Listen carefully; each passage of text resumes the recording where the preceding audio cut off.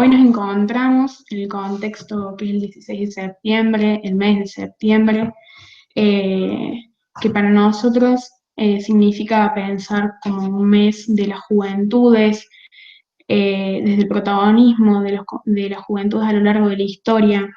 Eh, y también, bueno, lo que nos convoca hoy, que es el inicio del nuevo juicio por la causa Dietrich Herrera, eh, un juicio en el que están involucrados 4 compañeros del Belgrano.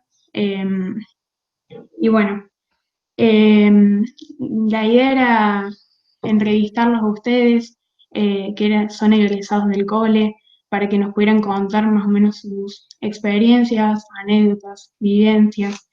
Eh, y bueno, y también contarnos algunas cosas de esos compañeros que hoy ya no nos pueden contar.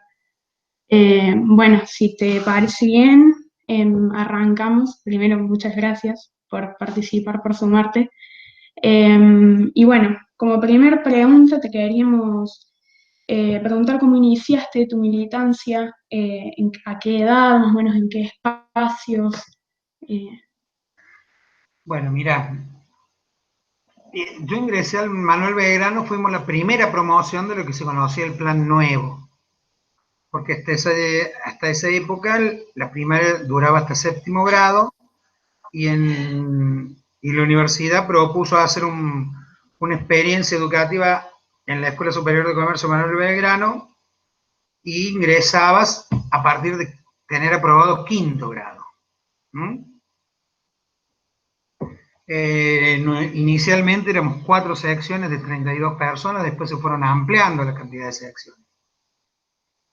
Pero justamente nosotros ingresamos a la escuela el año después del Cordobazo, donde se había producido por primera vez en la historia de la República Argentina lo que se llamaba en Córdoba la unidad entre el movimiento obrero y el movimiento estudiantil.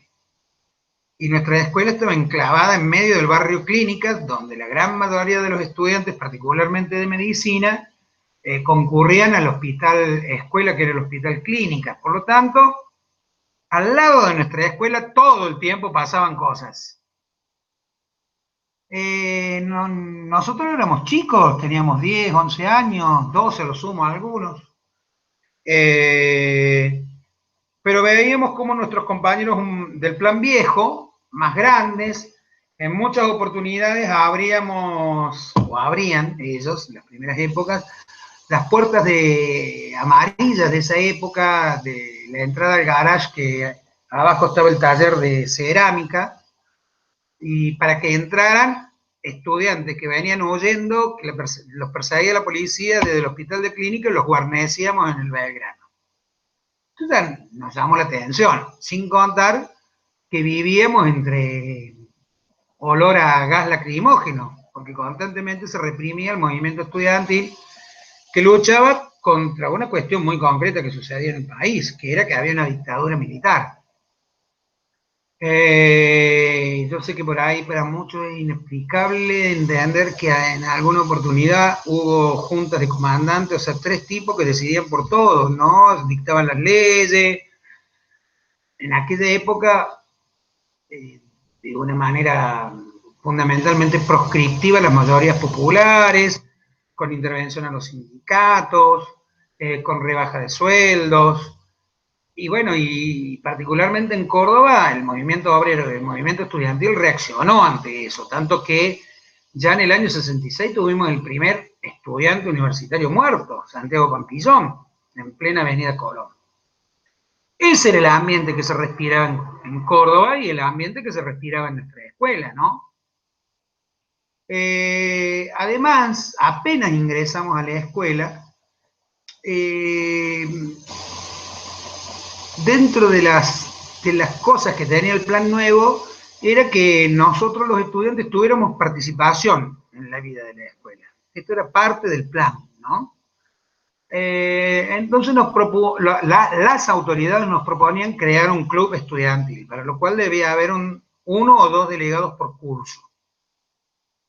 En la medida que la situación política argentina se fue radicalizando en contra de la dictadura, nosotros entendimos que más que un club estudiantil que solamente iba a organizar dos cosas fundamentales, que era en este mes de septiembre las Olimpiadas de toda Córdoba, o sea, en nuestra escuela se nucleaban las Olimpiadas estudiantiles secundarias de todos los deportes, pero en nuestra escuela. Y organizar peñas o algún tipo de eventos o bailes. Los más grandes empezaron a decirnos que bueno, que no, que en realidad teníamos que organizarnos para tener una participación real en la vida de la escuela, queríamos tener un nuevo reglamento, que terminara con el sistema tradicional de amonestaciones y suspensiones, este sistema tradicional de que el profesor entraba al aula y no volaba una mosca, ¿no es cierto? Cuando justamente la propuesta educativa era que trabajáramos en grupo, que para los milicos era subversivo, el trabajo en grupo, que leyéramos autores que no fueran los tradicionales exclusivamente, ¿no? O sea que se nos incentivó mucho la participación. Yo, por ejemplo, me recuerdo concretamente cuando teníamos clases de historia, teníamos una profesora que era medio facha, que era hija de uno de los rectores de la universidad puestos por la misión Ivanisevic y Otolagano, que fue, digamos, el personal que López Rega puso a cargo de las universidades después de la muerte de Perón en el 74, que querían prohibirnos los centros de estudiantes, que esto y lo otro, y nosotros a esa profesora no le queríamos estudiar con la historia oficial de Mitre, nosotros queríamos estudiar con Mircea de Peña, queríamos estudiar con Puigros, con toda una serie de autores que, qué sé yo, sin ir más lejos, que te decían que la campaña al desierto no había sido el desierto, que estaba llena de indios, estaba llena de tehuelches, estaba llena de mapuches, que en realidad estaba llena de pueblos originarios que tenían otro tipo de propiedad y otro tipo de vida comunitaria. Y no queríamos que nos dijeran que habíamos conquistado el desierto, ¿me entendés? O sea, a la nada, de repente había nada y fuimos ahí y se la dimos a los más ricos del país, como antes había hecho Rosas, con la campaña, su campaña al desierto, en la conquista del sur de Buenos Aires, hasta hacer el hueco de Alsina, la gran poza de Alsina para que no entraran lo que ellos llamaban los malones, de estos subhumanos que caracterizaba la historia oficial, que eran los dueños de la tierra, o sea, los que habían estado acá antes de que llegaran los conquistadores, los que los expropiaron. Y obviamente la decisión de transformar nuestro club estudiantil en un centro de estudiantes fue una decisión muy importante porque representaba que íbamos a tener elecciones, representábamos que íbamos a discutir qué tipo de proyecto de escuela queríamos tener. Y la verdad, cada uno se fue politizando de acuerdo a su propia historia, de acuerdo a su propia familia, pero yo venía de una familia de izquierda, pero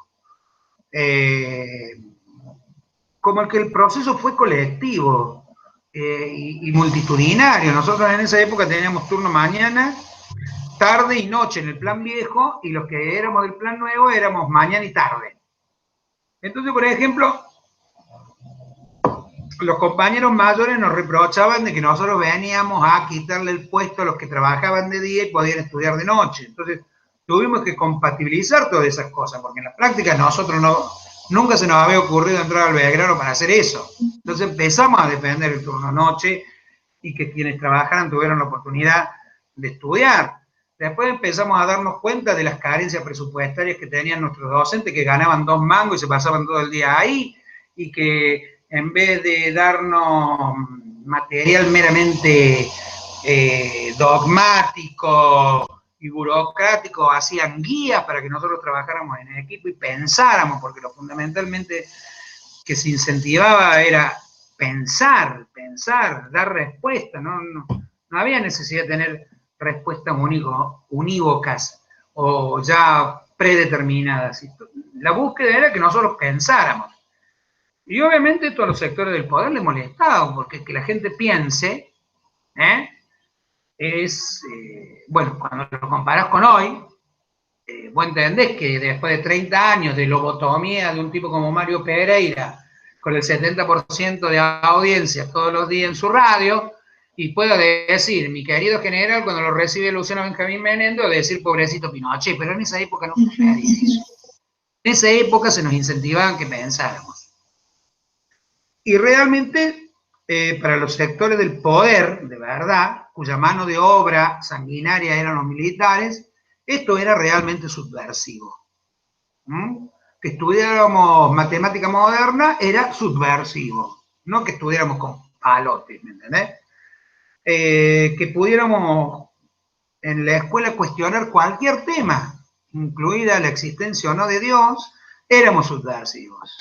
Pero lo peor de lo peor de lo peor era que nos organizáramos para pensar en conjunto, colectivamente. Yo personalmente empecé a militar el 11 de septiembre de 1973, cuando fue el golpe de Estado en Chile. Decidí salir a la calle con los compañeros más grandes del centro de estudiantes y ir al centro, a donde funcionaba la Escuela de Ciencias de la Información, todavía no era facultad, que era la esquina de Caseros y Belsárvila. Allí había una radio abierta, había una multitud de gente tratando de apoyar y ver cómo se hacía para que el gobierno constitucional, socialista y revolucionario de Salvador Allende no fuera derrotado por el golpe de Pinochet. Y ahí bastante gente de la escuela estaba presente, incluidos los chicos, los nenes del Plan Nuevo, ¿no?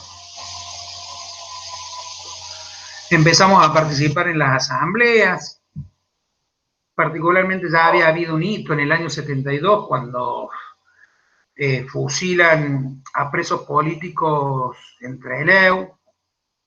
Fue la primera vez que un curso del Plan Nuevo, el nuestro, la sección cuarta, decidió en una asamblea, porque los profes nos querían proteger, pobrecitos, chiquitos, que el otro, y nosotros decidimos en una asamblea de curso democráticamente que queríamos ir a la asamblea a discutir qué había pasado, por qué se habían fusilado argentinos en el sur, y es más, decidimos ponerle, después de una larguísima discusión, Mártires de Trelew a nuestro anfiteatro. Y también discutíamos la necesidad del aumento del presupuesto educativo, que queríamos que se le sacara a las Fuerzas Armadas presupuesto para ponerlo en educación, porque veíamos que el futuro estaba en la educación, no en matar gente. Y todo eso fue lo que nos fue llevando a la militancia, pero la militancia que por ahí se ve desde la perspectiva hoy, parece una cosa dura, o una cosa como si fuera militar, ¿no? Militancia, militar.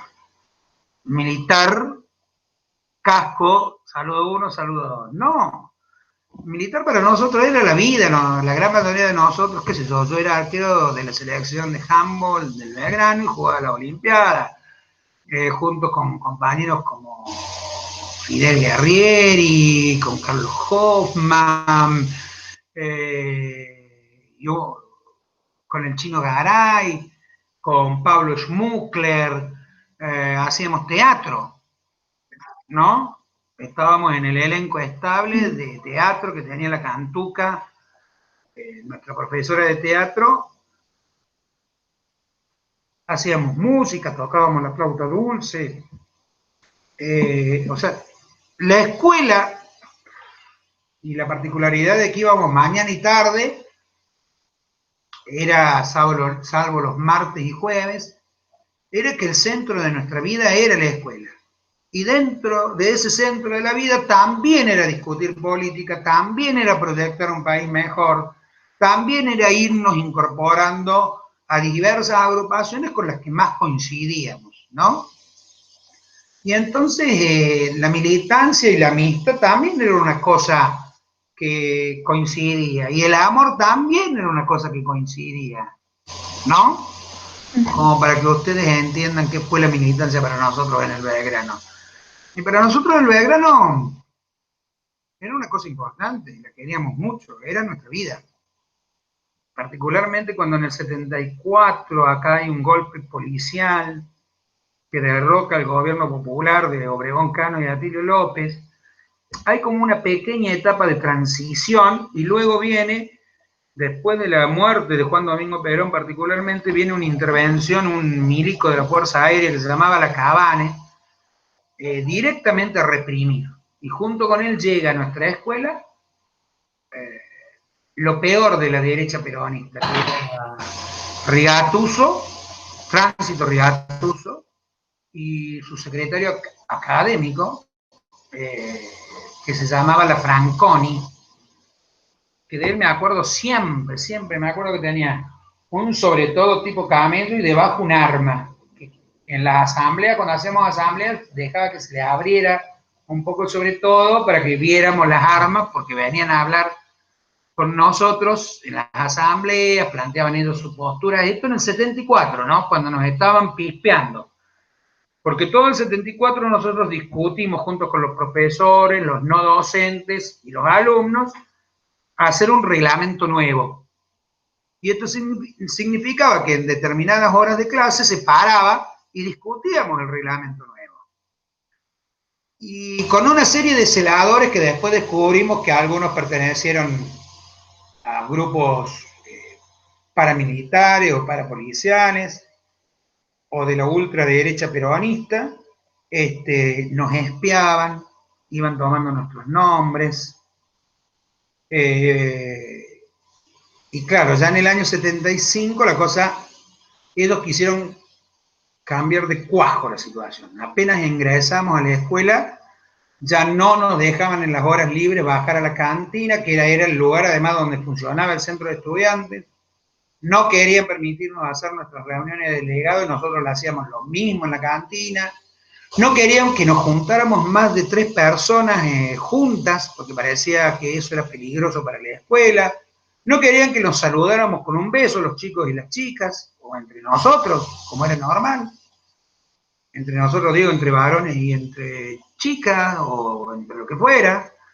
O sea, toda una serie de reglas, como si hubiéramos vuelto a la Edad Media, y ahí explotó la bola. Ahí hicimos una asamblea impresionante el 14 de abril de 1975, y lo único que queríamos y exigíamos era que se fueran estos celadores y que se fuera Rigatuso y la Franconi. Nos inventaron una causa penal al vicedirector de la escuela, que era un poco el cerebro de la reforma educativa, que era Ronco Barraco Aguirre. Y en esa causa penal también lo metieron al que es actualmente presidente de la Convención Radical de Córdoba, el doctor Alberto Zapiola, y su esposa Liliana Aviar, que ha sido profesora de la escuela y ahora creo que es la defensora pública de los estudiantes en la Universidad Nacional de Córdoba. También la acusaron a Inés Valdés de Lascano Colodrero, que era la representante de los no docentes, del gremio no docentes, y a 3 estudiantes del centro de estudiantes, a Ingrid Guber, a Claudio Feinblatt y al que te habla. Y nos aplicaron la ley antisubversiva, la 2840. Eso implicó que nos tuviéramos que ir de la escuela. Y nos presentamos ante la justicia y fuimos sobreseídos, pero mientras a nosotros no nos dejaban volver a la escuela, nuestros compañeros tomaron durante 3 semanas la escuela hasta que nosotros volviéramos. Y a la tercera semana volvimos. Y hubo una enorme asamblea de padres que le exigió a Rigatuso que se fuera. Y ahí nos enteramos, por algunos padres, que los nombres que ya desde 1974 habían ido apuntando, Rigatuso y la Franconi se la habían pasado a los servicios de inteligencia. Tanto que uno de los dos de los padres consiguieron una reunión con quien era en ese entonces el comandante del tercer cuerpo de ejército, creo que se llamaba De la Torre, Carlos de la Torre, y el tipo se agarraba la cabeza y decía, ¿cómo va a pasar un hombre de chico de 14, 15 años a los servicios? Nunca más van a salir de ahí. Se agarraba la cabeza, y se agarraba la cabeza con razón. ¿Y por qué te digo que la lista era del 74 y no del 75? Porque el día que se hace el golpe, el 24 de marzo, la escuela se cierra y a los pocos días se abre y hay un listado de expulsados de la escuela. Y era claro que los expulsados se basaban en el informe que había pasado Rigatuso y la Franconi y un vicedirector de apellido Ferrer, que por ejemplo en ese listado había chicos que ya habían egresado el año anterior, ¿me entendés? A más de los nombres nuestros que muchos ya nos habíamos ido de la escuela antes. Yo no, vos cuando empezaste dijiste que egresaron de la escuela, yo no pude egresar de la escuela. A mí me dieron el pase a final de 1975 y no conseguí nunca más una escuela secundaria donde estudiar en la Argentina, a raíz de esta causa que te digo que nos armaron.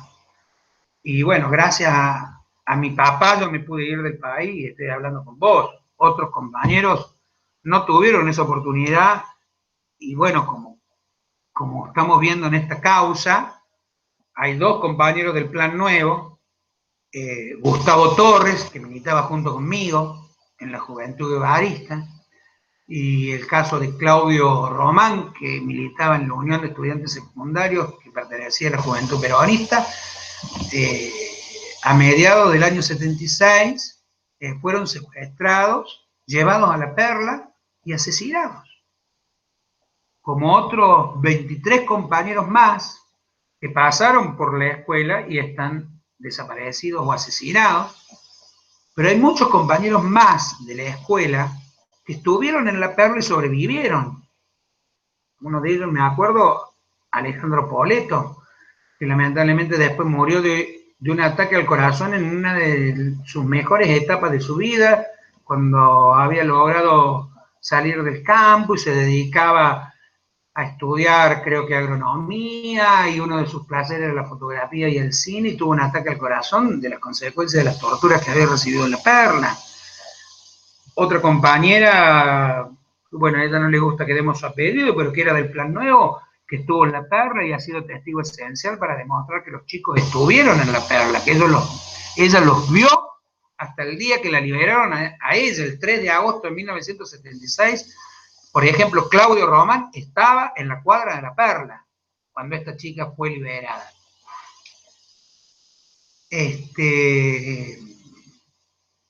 en relación a los juicios, ¿no?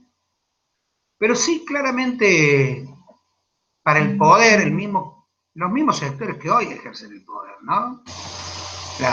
El poder económico concentrado, el poder económico de los agronegocios, el poder de la banca concentrada, los esclavos de la embajada de Estados Unidos, tanto en aquella época como hoy seguimos siendo subversivos, porque nosotros no queremos esto como país. No queremos ser individualistas, queremos ser singulares. Pero singular necesariamente conjuga como parte de ¿qué? De colectivo. O sea, uno es singular en lo colectivo. En cambio, lo que se incentiva hoy por hoy es la meritocracia, que tengas un buen currículum vitae, que seas individualista y consumista,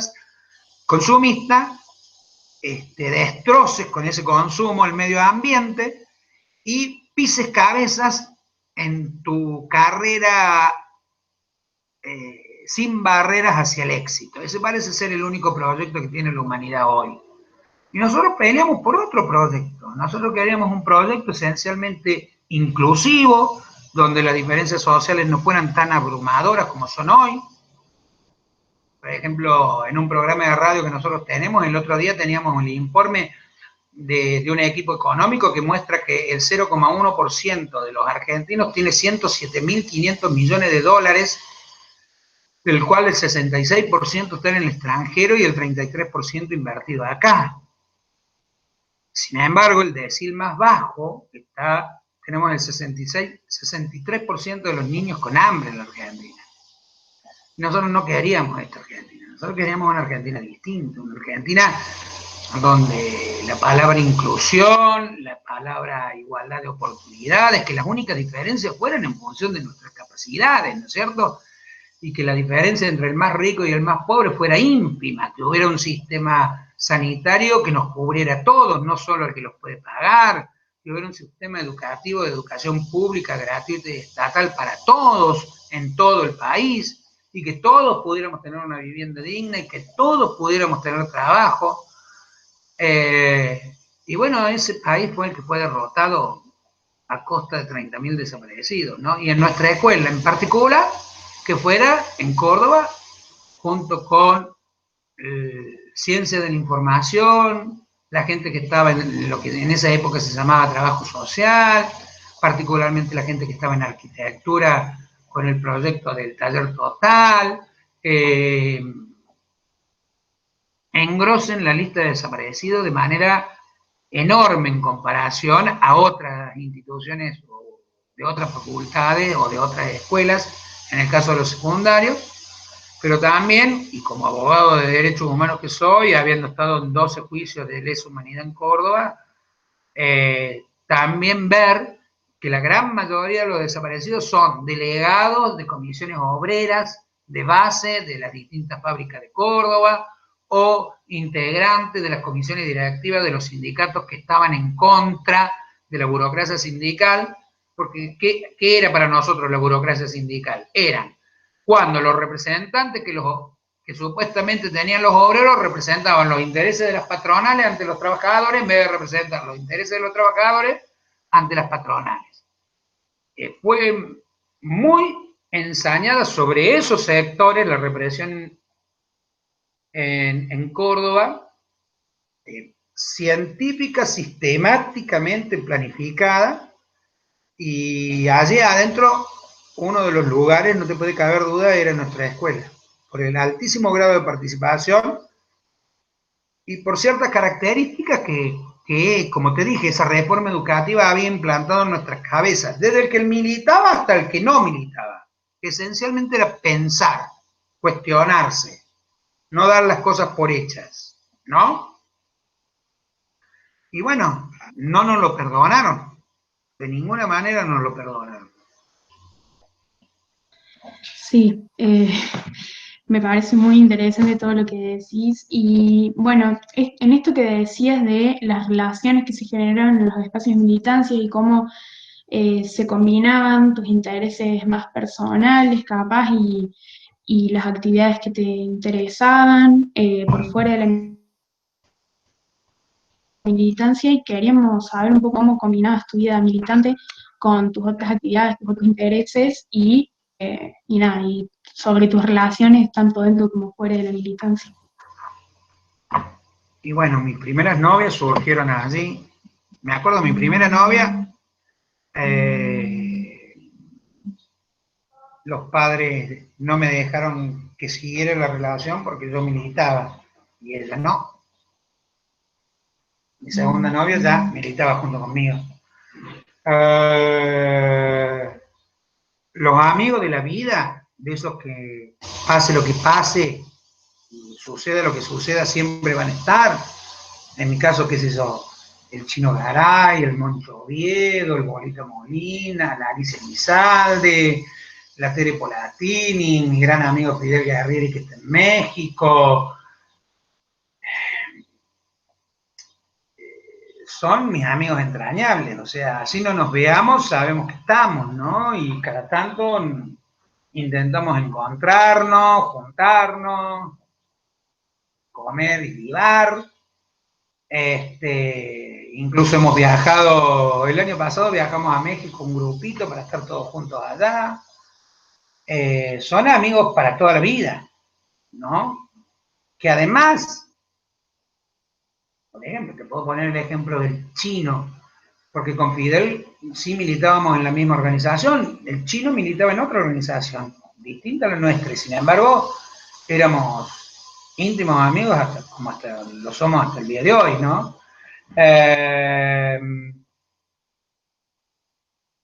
Militar también era hacer obras de teatro comprometidas. Nosotros no solo hacíamos obras de teatro de Chekhov, sino que hacíamos obras de teatro de Ariel Dorfman. Y me acuerdo una obra de teatro en la que participó Pablo Schmuckler, que es uno de los desaparecidos de la escuela, en la cual concretamente contábamos una masacre en una villa miseria, ¿no? Basada en un libro de Ariel Dorfman. Jugábamos al handball Y los mejores partidos eran contra el Liceo Militar, porque además de golearlo, los cagábamos a papos. Estaba bárbaro eso, para que les quedara claro.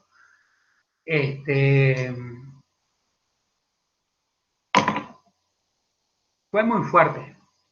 Fue muy fuerte porque militar no era un verbo extraño a vivir, a amar, a hacer teatro, a hacer deportes, a juntarnos a guitarrear en el centro de estudiantes, a emborracharnos, a participar en las Olimpiadas. O sea, en las Olimpiadas me acuerdo, o sea, en la última Olimpiada grande que hicimos en el Belgrano en el 75, estaban todas las escuelas y estábamos en medio de un partido de vóley y nosotros tiramos un chancho encabonado que decía, Rigatuso, andate. Y nadie lo podía agarrar porque estaba encabonado. También nos divertíamos la militancia. Bueno, y después te queríamos preguntar, cuando eras estudiante del cole, ¿cuáles eran los espacios que más te gustaban? ¿En dónde estabas más? Si Nuestro hacías lugar preferido actividades. era la cantina. Oh, Allí era el lugar donde socializábamos prácticamente todos, ¿no? Porque de distintos años, por eso yo te puedo contar quién era Claudio Román, pese a que hubo un año después que nosotros, o Ingrid Cúbar, o Laura Cúbar, como también te puedo contar del Negro Magallanes, que iba al Plan Viejo, todos socializábamos en la cantina. Primero porque ahí comíamos, aunque después ya hubo una época que comíamos fuera, en los alrededores, en el clínica, pero esencialmente en las horas libres era el momento de las discusiones políticas o, por ejemplo, de jugar a las cartas. Entonces habíamos inventado jugar al chancho y jugábamos al chancho atlético. O sea, cuando alguien cantaba chancho, no era solo poner la mano y perdía el último que ponía la mano, sino que había que salir por una puerta de la cantina, dar toda la vuelta, entrar por la otra puerta, y el último que ponía la mano perdía, ¿no? Teníamos una mesa de ping-pong y ahí era insacable a alguien que nosotros conocemos como el Príncipe Valiente, que era escandalosamente bello para las mujeres de toda la escuela, lo adoraban, y tenía una parejita preciosa. Ellos dos desaparecieron en Buenos Aires. Militaban en la misma organización que yo, sin que yo lo supiera. Un día, en una reunión determinada, apareció el Príncipe Valiente, que para mí era el más cheto de la escuela, ¿me entendés? Y sin embargo, era un capazo. Y bueno, pero también era un genio jugando al ping-pong. Nadie podía sacarlo, porque la cosa era jugar partido y el que perdía se iba de la mesa, ¿no es cierto? Y bueno, o Gustavito Torres, me acuerdo que en el año 75, cuando nos reincorporan, empieza a haber movimientos raros cerca de nuestras casas, ya habían aparecido lo que se llamaban las 3A. Entonces nuestros padres, normalmente nosotros íbamos caminando, yo vivía en Barrio San Martín, Ingrid, una amiga, vivía en Alta Córdoba, Gustavito también por la zona, Laurita Levín, que se fue al exilio conmigo y hace unos años murió ya, muy joven. Nos íbamos caminando a la escuela, porque haciendo, digamos, atajos llegaba en un instante. Cruzaba el puente de Santa Fe y ya estaba en la escuela.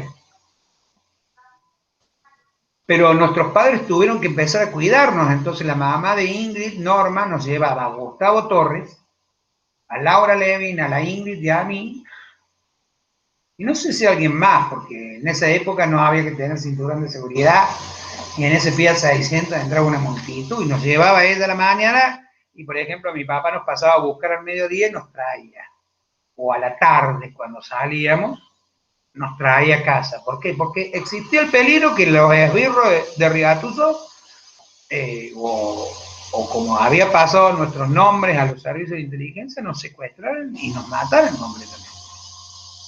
Es más, recuerdo un episodio que fue increíble. O sea, había un pibe muy parecido al negro Claudio, que ahora vive en España, que salió de la escuela y se los confundieron. Era muy parecido, se los llevaron a la seccional tercera, cayó la cara atrás, en la puerta de la escuela, los detuvo y se los llevó a la tercera, que estaba a la vuelta de la escuela. Obviamente se confundieron de negro. Pero uno se ríe, pero es tragicómico. Entonces nos fuimos toda la escuela a recepcionar tercera para que lo larguen, ¿entendés? O, por ejemplo, nuestro máximo rival en las Olimpiadas era el ENET número 2, el Casapús, que está ahí en la Dian Funes. Casi siempre ganábamos nosotros, aunque ellos nos han ganado algunas veces. Y éramos muy rivales en las Olimpiadas. Sin embargo, en las manifestaciones estudiantiles, el Belgrano salía a la calle, pasaba por el número 2 y nos íbamos multitudinariamente al centro, normalmente hacia la Escuela de Ciencias de Información, donde, bueno, empezábamos con Rigatú, Rigatú, Rigatú, sola, puta que te parió, y terminábamos con Lo Perré, Lo Perré, Lo Perrega. Y bueno, con eso te digo, era un espíritu de época. Nosotros pensábamos que podíamos cambiar el mundo, parecía que había que estirar la mano y la cambiábamos, y nos cortaron la mano. Pero, insisto, militar era hacer todas estas cosas. Era hacer, cuando hacías teatro, hacerlo bien. Cuando jugábamos al handball, tratar de ser los mejores. Y cuando militábamos, digamos, y teníamos discusiones con otras organizaciones, tratar de sentar claramente nuestras posturas. Y en el centro de estudiantes tener siempre claro la unidad en la lucha. Pero en la lucha por nuestra escuela. Nosotros hemos pintado las paredes de la escuela. Hemos reparado zonas rotas porque no había presupuesto universitario y lo hacíamos los estudiantes. Pero podés preguntar al Tato Ensabela, que como presidente del centro de estudiantes en el 74, pintamos toda la escuela y reparamos un montón de cosas. Más allá de que nosotros, que éramos más de izquierda, le decíamos que eran reformistas, pero la práctica es que lo hicimos, ¿no? Sí, me pero parece también, re interesante. a ver, pero también teníamos buenas tácticas para ver. Bueno, algunos profes se van a escandalizar si todavía siguen vivos, pero teníamos excelentes tácticas para chorearnos los exámenes un día antes. Bueno, éramos estudiantes secundarios que militaban. Sí, me parece interesante esto también que decís de que capaz a nosotros nos cuesta un poco de ver que no hay una sola forma de militar y que tampoco hay una que es válida. Y bueno, de nuevo, muchas gracias. No tengo más preguntas. Si vos querés sumar algo. Yo solamente recordar a nuestros compañeros con alegría. Porque como decía un poeta, Julio Fuzzi, con alegría peleamos, con alegría algunos dieron la vida, y con alegría los que quedamos los recordamos, y algunos, como en mi caso, que tiene la posibilidad a través del derecho, tratamos de hacer memoria, verdad y justicia por ellos.